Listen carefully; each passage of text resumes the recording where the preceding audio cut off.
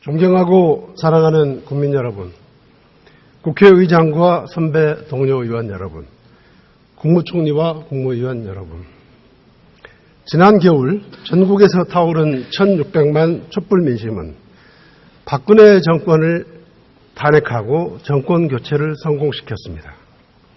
국정농단으로 만신창이가 된 나라를 바로 세우고 국가 대개혁을 완수하라는 국민의 준엄한 명령이었습니다.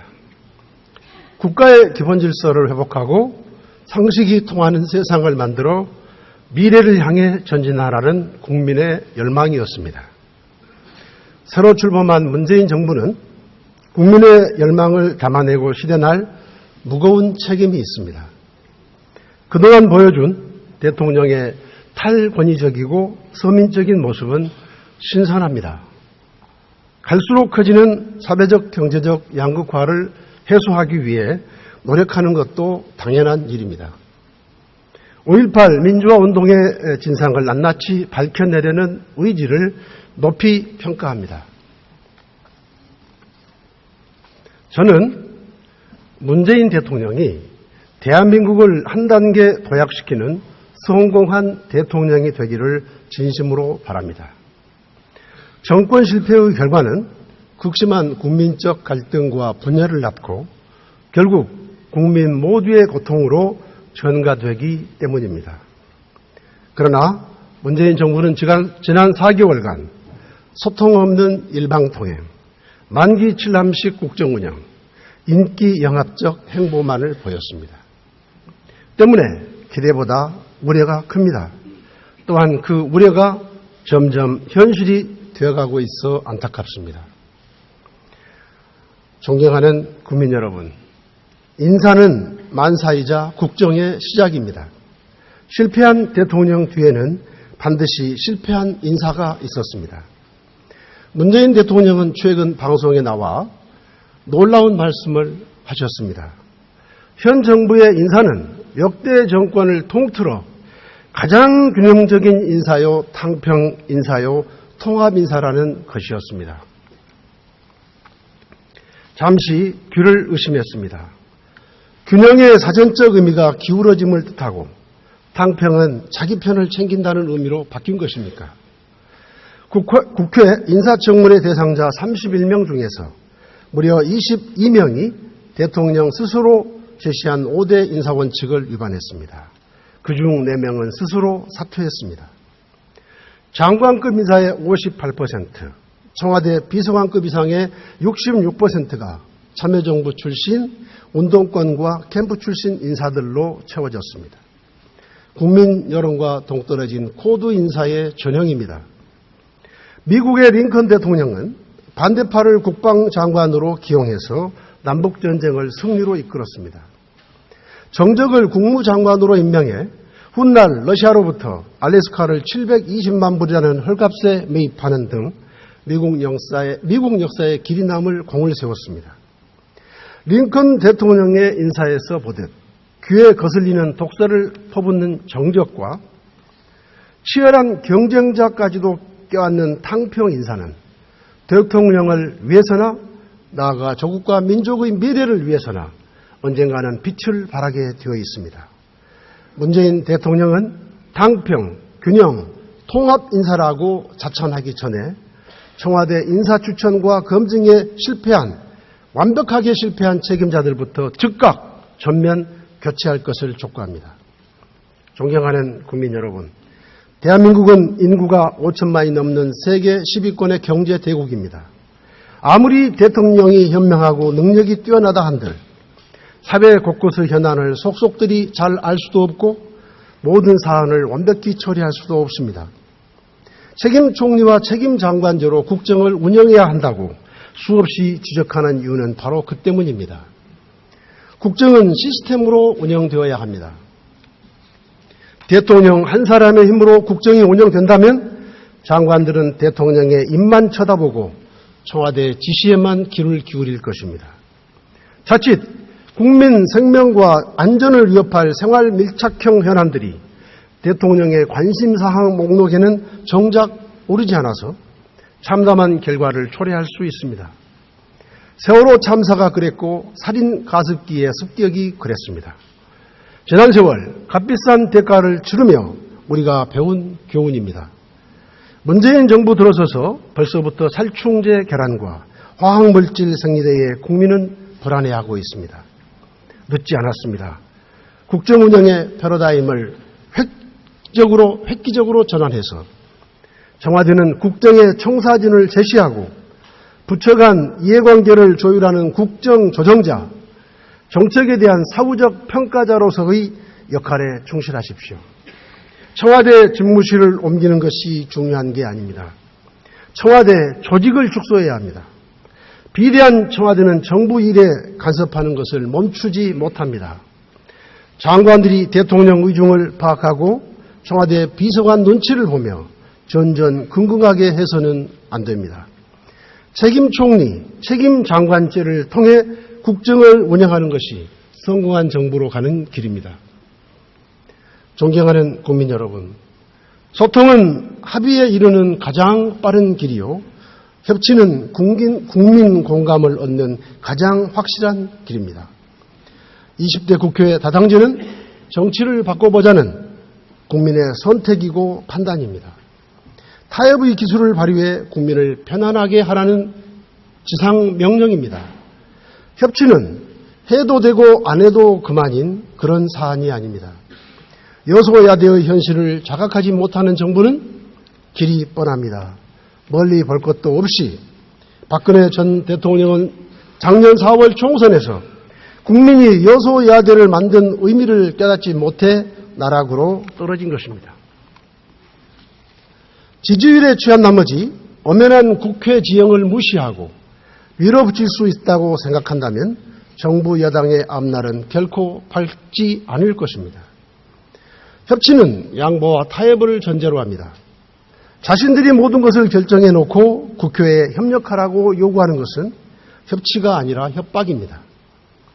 존경하는 국민 여러분, 지난 10수년 동안 북한 핵과 미사일을 막기 위해 숱한 제재와 대화 노력이 반복되었지만 결과는 북한 핵과 미사일 능력의 고도화였습니다. 문재인 정부는 지난 4개월 동안 이렇게 복잡하게 얽힌 북핵 미사일 문제를 한반도 운전대론과 같은 근거 없는 희망과 막연한 기대감으로 풀어가려고 했습니다. 그러나 문제는 풀리지 않았고 오히려 새로운 문제만을 만들어 내며 상황을 더욱 악화시키는 무능함만 드러냈습니다. 문재인 대통령은 취임 이후 줄곧 제재와 대화 병행이라는 이른바 투트랙 전략을 세웠지만 사실상 대화 일변도의 대북 정책은 공안 메아리가 됐고 돌아온 건 미사일 도발과 핵실험뿐이었습니다. 더 큰 문제는 한미동맹 균열에 대한 우려입니다. 사드 배치와 관련해 미국으로부터 숱한 오해와 불신을 자초하더니 급기야 트럼프 대통령으로부터 북핵 위기가 최고조에 달한 상황에서 한국의 대북 정책이 유화적이라는 공개적 비난을 들어야 했습니다. 반면에 트럼프 대통령은 북한의 탄도미사일 발사 이후 일주일 동안 일본 아베 총리와는 4차례나 통화하는 등 지금까지 취임 후 13차례나 통화하면서 굳건한 미일 동맹을 보여주고 있습니다. 문재인 대통령과는 최근 2차례를 포함해서 다 합쳐야 겨우 4차례 통화했을 뿐이고 그마저 우리가 원할 때에는 통화조차 못했습니다. 코리아 패싱이 현실화되는 것은 아닌지 국민들은 불안해할 수밖에 없습니다. 중국과의 관계는 어떻습니까? 중국은 북핵 저지를 위한 대북 제재에는 여전히 소극적이면서 방어 무기인 사드를 핑계로 우리에 대한 경제 보복을 수개월째 지속하고 있습니다. 그런데도 문재인 정부는 중국을 설득해 내기는커녕 아직까지 한중 정상회담 일정조차 잡지 못하고 있습니다. 이것이 전략적 협력 동반자 관계라는 한중 관계의 현 주소입니다. 한반도는 이제 북한의 6차 핵실험으로 지금까지와는 전혀 다른 국면을 맞이하고 있습니다. 그럼에도 집권여당의 추미애 대표는 교섭단체 대표연설에서 북한과의 대화를 12차례 언급했습니다. 게다가 김정은을 신세대라고 표현하기까지 했습니다. 여당 대표의 아니하기 짝이 없는 안보인식에 개탄을 금할 수 없습니다.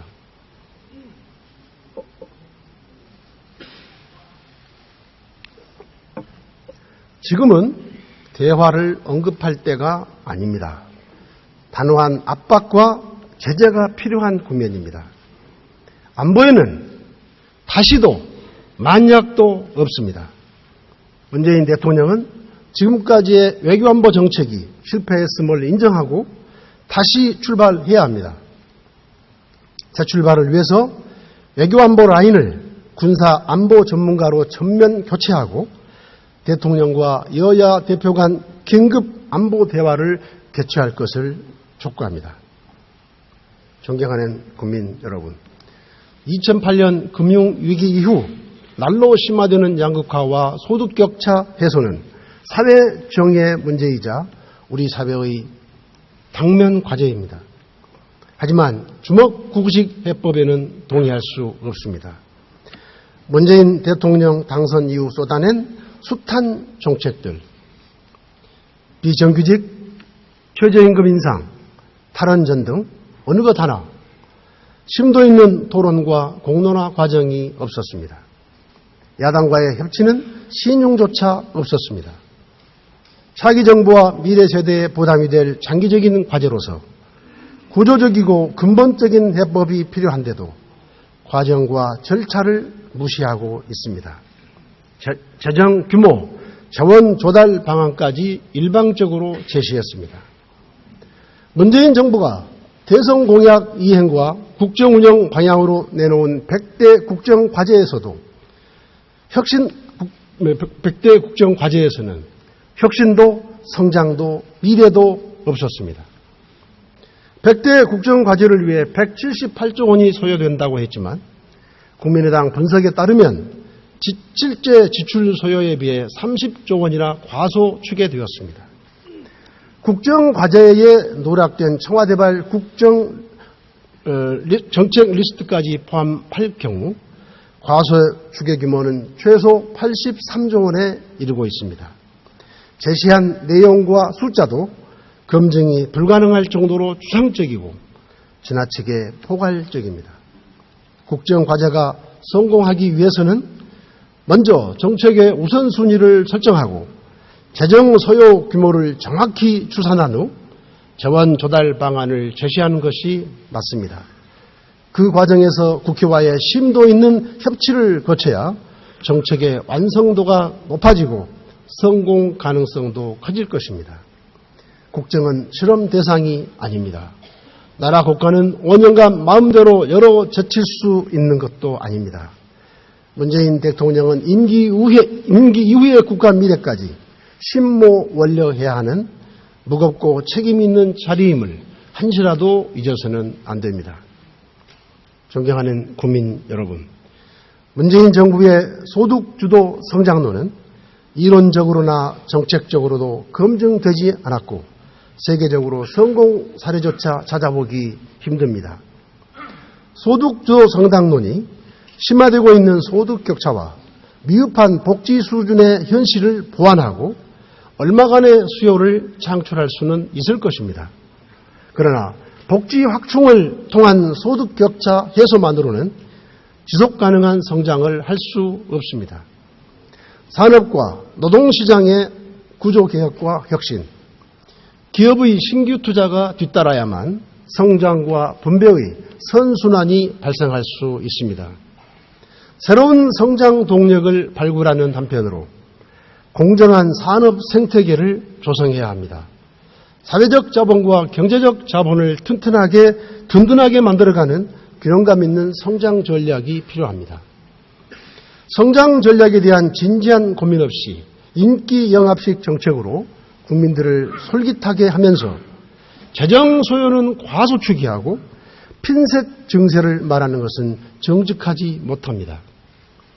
문재인 정부는 그동안 남발한 정책들을 원점에서부터 재검토해야 합니다.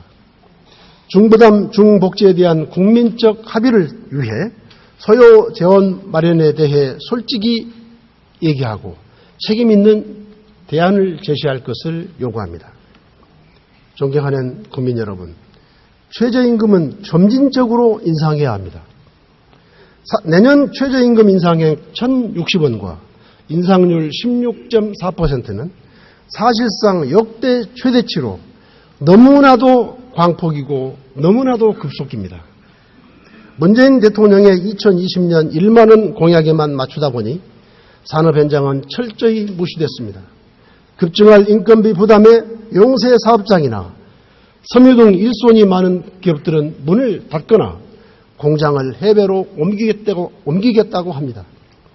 대부분 호봉제를 택하고 있는 우리 기업의 특성상 최저임금의 상승은 상위, 차상위 등 전체 근로자의 임금을 연쇄적으로 끌어올려 감당하기 힘들 것입니다. 정부가 부랴부랴 영세업자 지원 인건비 3조 원을 내년도 예산안에 편성했지만 내년 이후에도 최저임금이 같은 속도로 인상된다면 2020년까지 28조 원을 투입해야 한다는 계산이 나옵니다. 언제까지 최저임금 인상분을 국가가 보전해 줄 것입니까? 결국 국민 혈세로 보전하는 아랫돌 빼서 윗돌 괴는 꼴 아닙니까? 최저임금이 올랐다고 나랏돈을 보태주는 것도 세계적으로 유례 없는 일일 것입니다. 내년도 급격한 인상으로 기업과 노동 현장에서 겪을 혼란을 막기 위한 선제적 조치가 필요합니다.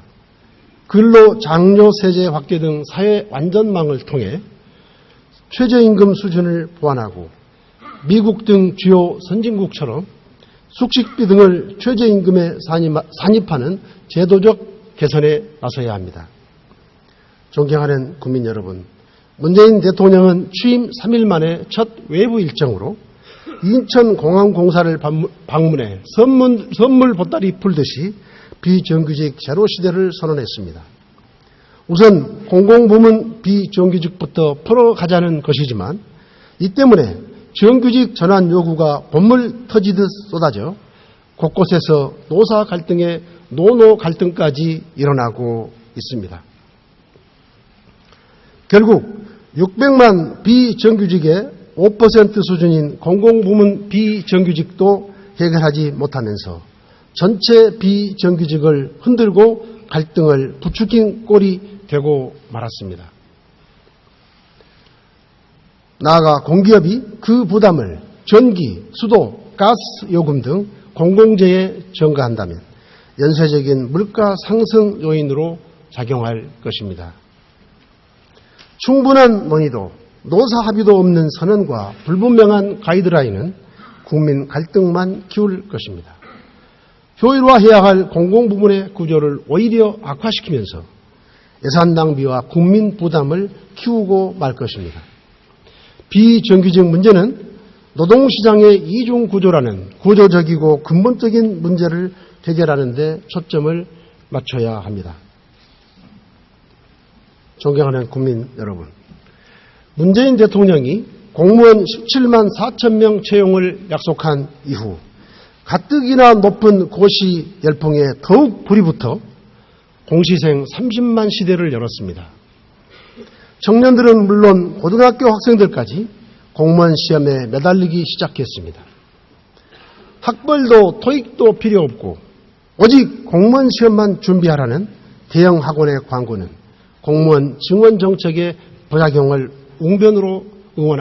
웅변으로 입증하고 있습니다. 세계적인 투자가인 짐 로저스 회장은 한국 청년들의 공무원 열풍은 부끄러운 일이라며 활력을 잃고 몰락의 길을 걸을 것이라고 진단했습니다. 문재인 대통령은 이런 경고를 귀담아 들어야 합니다. 국회예산정책처는 문재인 대통령의 공약대로 공무원 17만 4천 명을 지원하면 향후 30년간 327조 원의 막대한 금액이 소요된다고 분석했습니다.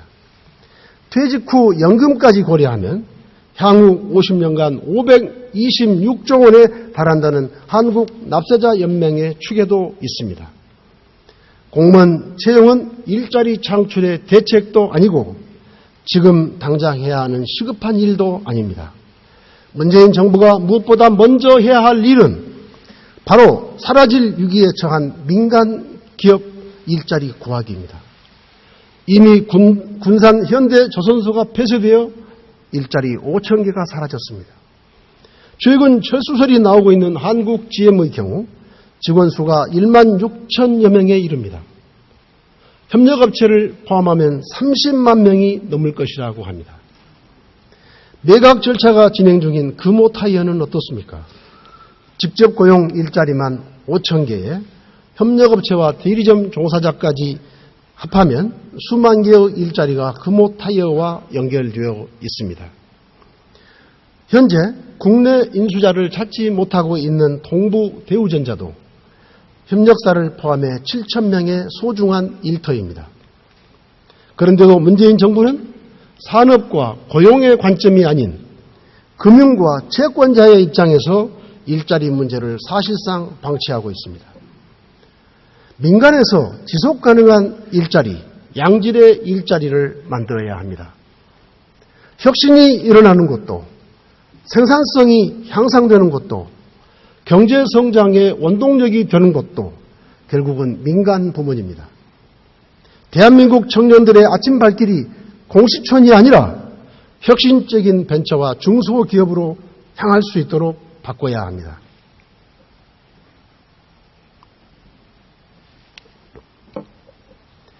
양질의 일자리를 위해 국회가 당장 할 일이 있습니다. 전국 14개 시도별 전략산업과 혁신기술을 키우기 위해 규제프리존특별법을 하루빨리 통과시켜야 합니다. 또한 서비스산업발전법도 도입해 서비스 분야에서 양질의 일자리를 만들어야 합니다. 규제프리존법이 통과되면 2020년까지 21만 개, 서비스산업발전법이 통과되면 2030년까지 69만 개의 일자리가 창출된다는 보고가 있습니다. 여당의 염려대로 독소조항이 염려된다면 걷어내면 됩니다. 이렇게 법과 제도만 잘 정비해도 국민의 혈세를 낭비하는 일 없이 민간 부문에서 양질의 일자리를 만들어낼 수 있습니다. 더불어민주당의 적극적인 협력을 요청드립니다. 존경하는 국민 여러분, 지난 2000년 독일은 유럽의 병자로 불렸습니다. 실업률이 2자릿수에 이르고 400만 명이 정부 실업급여에 의존하며 살아야 했습니다. 그러나 독일은 지금 유럽에서 경제적으로 가장 안정된 나라가 되었습니다. 11.7%에 달했던 실업률이 4.1%까지 떨어졌고 유럽의 맹주로서 유로 경제를 이끌고 있습니다. 독일 변화의 중심에 슈레더 총리의 리더십이 있었습니다. 어젠다 2010을 내세우며 고통분담을 호소한 탓에 지지층으로부터 비난받고 자신은 심각한 정치적 타격을 입었지만 결국 오늘의 독일을 만드는 기반을 마련했습니다. 지금 대한민국에 필요한 것이 바로 슈레더의 용기입니다. 그런데 문재인 정부에서 고통분담이라는 말이 사라졌습니다. 100대 국정과제에도 노동개혁은 보이지 않습니다. 선진국도 노동개혁을 하는데 우리는 역주행을 하고 있는 것입니다. 2016년 OECD는 고속성장의 아이콘이던 한국이 최근 성장률 둔화와 낮은 물가 상승률이라는 낯선 경험을 하고 있다며 한국의 사라진 노동개혁이 성장 잠재력 확충을 저해하고 있다고 지적했습니다. 노동개혁이야말로 스스로 진보 정권이라 말하는 현 정부가 앞장서서 벌여야 할 당면 과제가 아닙니까? 고용안전망을 촘촘히 갖추면서 노동시장의 이중 구조부터 개선해야 합니다. 존경하는 국민 여러분, 탈원전이라는 국가 에너지 정책의 궁극적인 방향에는 동의합니다. 신재생 에너지의 비중을 높이고 에너지원을 다변화해야 한다는 기조에도 이견이 없습니다.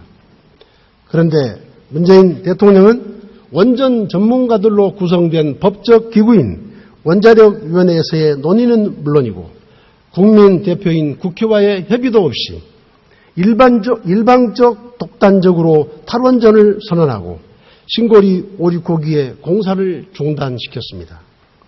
아무런 법적 근거도 없는 공론화위원회를 만들어 고작 3개월 만에 신고리 5, 6호기의 공사 중단 여부를 결정하겠다고 합니다.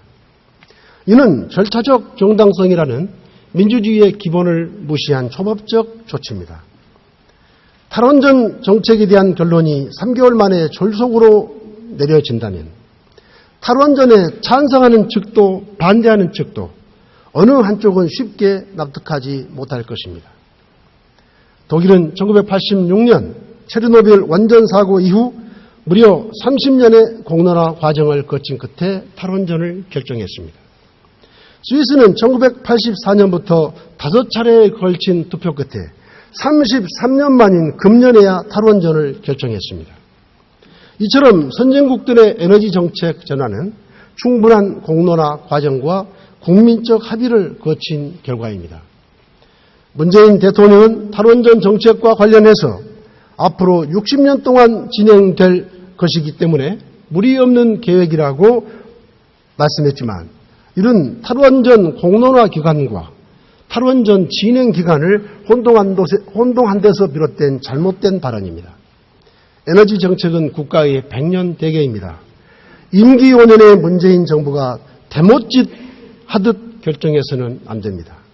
독일이나 스위스 정도까지는 못하더라도 문재인 정부에서는 공론화에 충실하고 최종 결정은 이후 정부에서 신중하게 내리도록 해야 합니다.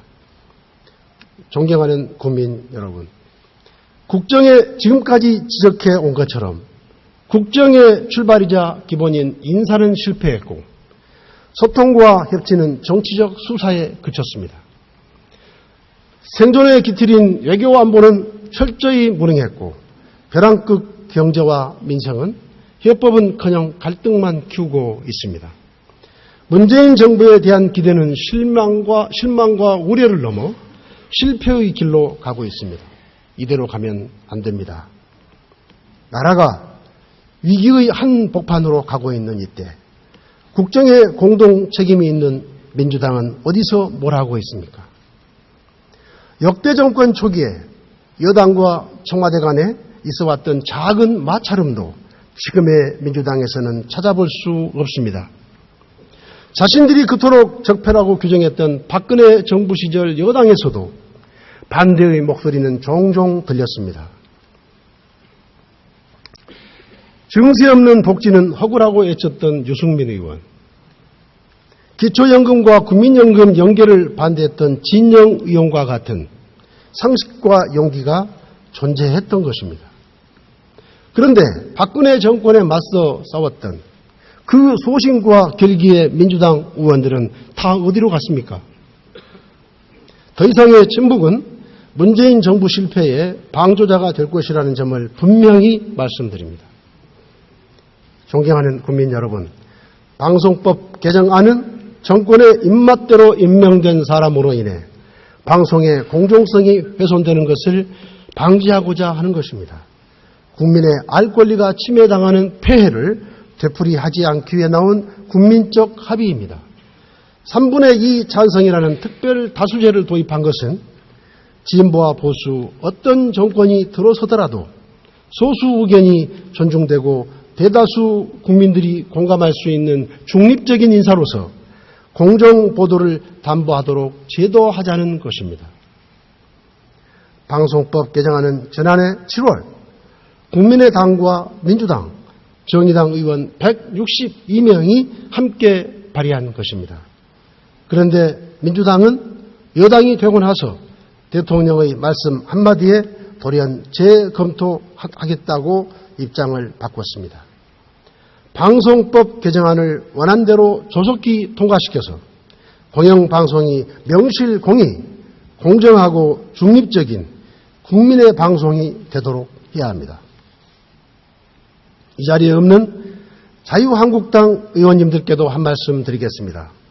자유한국당이 정말로 문재인 정부의 방송 장악을 우려한다면 이번 정기 국회 때 방송법 개정안부터 최우선적으로 처리할 수 있도록 적극 동참해 주시기 바랍니다.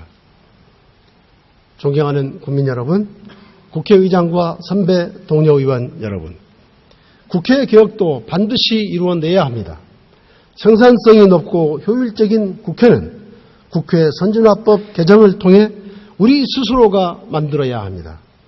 여야 각 정당에 거듭 제안합니다.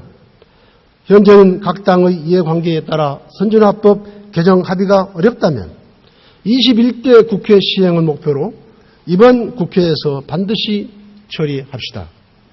다음 국회에서는 어느 당이 여당이 되고 어느 당이 다수당이 될지 모릅니다.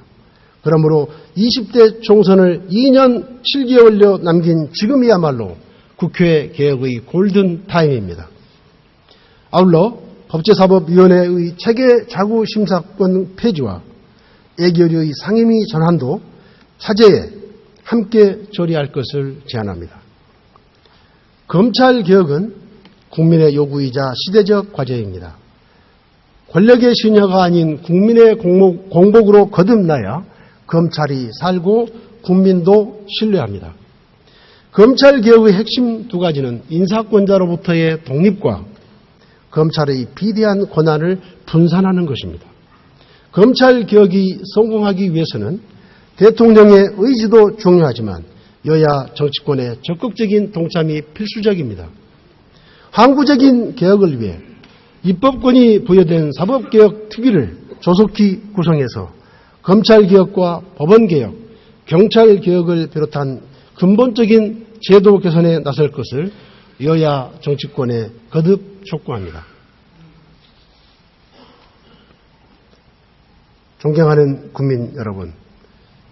국민 여러분께서 지난 4.13 총선에서 다당제의 길을 열어주셨습니다. 양당제의 극단적이고 소모적인 대결 정치를 끝내라는 명령이었습니다. 20대 국회 1년 남짓한 기간 동안 국민의당의 존재로 많은 변화가 일어났습니다. 국회 개원을 앞당긴 것도, 탄핵을 이끈 것도, 정상적인 예산국회를 만든 것도 국민의당의 역할 때문이었습니다. 지난 추경안이 국민의당표 추경안이라는 평가를 받으며 조속히 처리될 수 있었던 것도 국민의당이 주도한 다당제의 위력이었습니다. 다당제는 국민의 요구이고 시대의 정신입니다. 다당제의 수혜자도 국민입니다. 국민의당이 기필코 다당제를 제도화하겠습니다.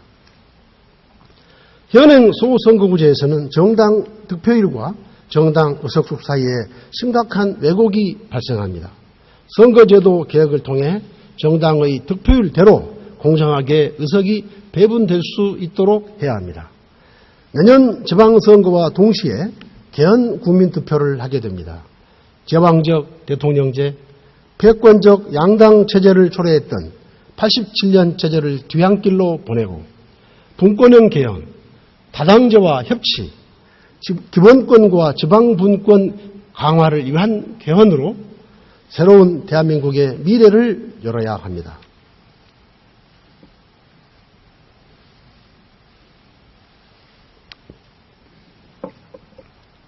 존경하는 국민 여러분, 국회의장과 선배 동료 의원 여러분, 국무총리와 국무위원 여러분, 문재인 정부에 호소합니다. 국민에게 이미 한 약속은 차고 넘칩니다. 약속을 멈추고 실천 방안에 집중해 주십시오. 실현이 어렵다고 판단된 것들은 과감하게 수정하고 국민의 이해를 구하십시오. 임기 내 성과에 매달리면 실패합니다. 우리 사회 거의 모든 문제가 구조적 문제이기 때문에 임기 내에 성과를 내기도 힘듭니다. 조급해하지 말고 긴 호흡으로 야당의 협력을 구하십시오. IMF 외환위기라는 암울한 시기에 김대중 대통령은 대한민국의 위기 상황을 솔직히 고백하고 국민 모두의 고통 분담을 호소했습니다. 기업, 금융, 공공, 노사, 4대 부문 구조조정을 추진했습니다. 일부 국민의 반대에도 불구하고 문화를 개방했습니다. 재원이 절대 부족한 상황에서도 IT, 벤처 산업을 육성했습니다.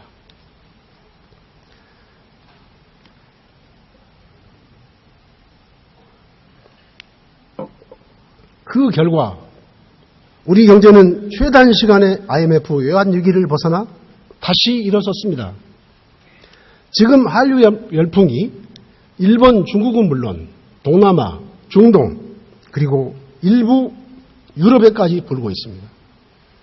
대한민국이 세계 최고의 IT 강국이 되었습니다. 문재인 대통령 역시 당장의 열매에 집착하지 말고 20년 후에 대한민국의 새로운 미래를 위한 초석을 마련했다는 평가를 받을 수 있어야 합니다.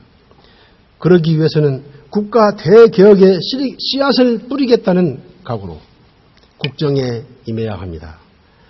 때로는 반대 세력들로부터 공격받고 때로는 지지자들로부터 외면받을 수 있지만 국민들에게 솔직하게 고통 분담을 호소하고 산업, 공공, 노사, 구조개혁에 우선적으로 나서야 합니다.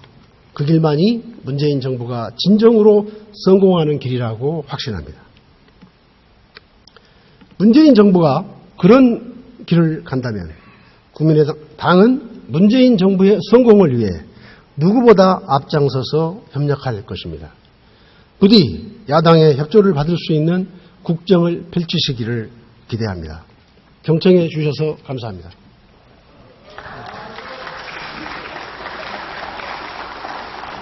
네.